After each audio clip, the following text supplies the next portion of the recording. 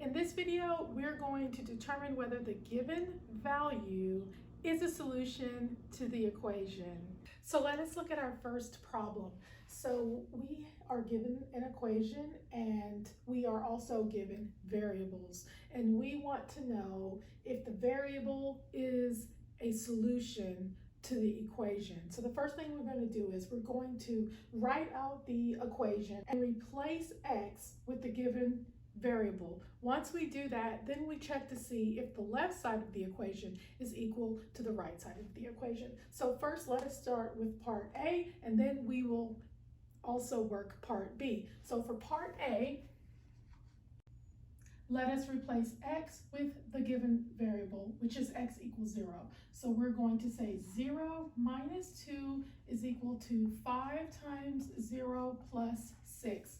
So that gives us negative 2 is equal to 0 plus 6, which means negative 2 is equal to 6.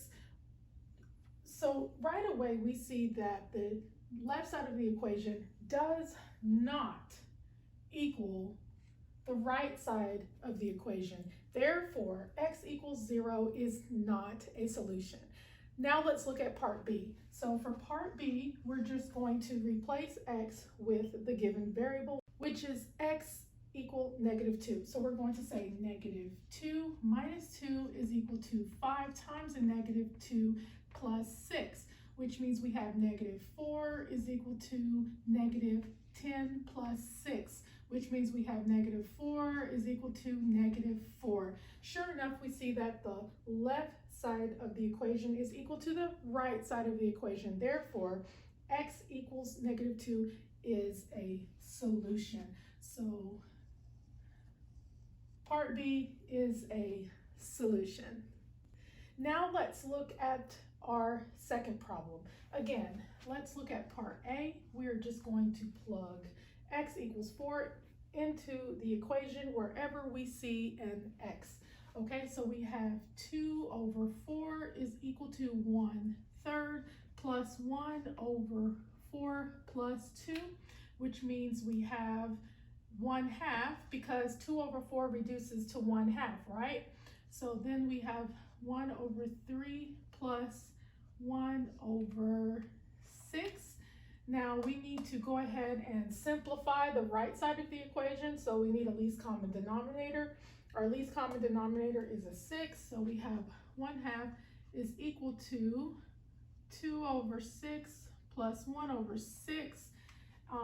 So you may need to refresh in your memory on how to add fractions. So I'm not going to go into detail about that. So now we have 1/2 is equal to 3 over 6.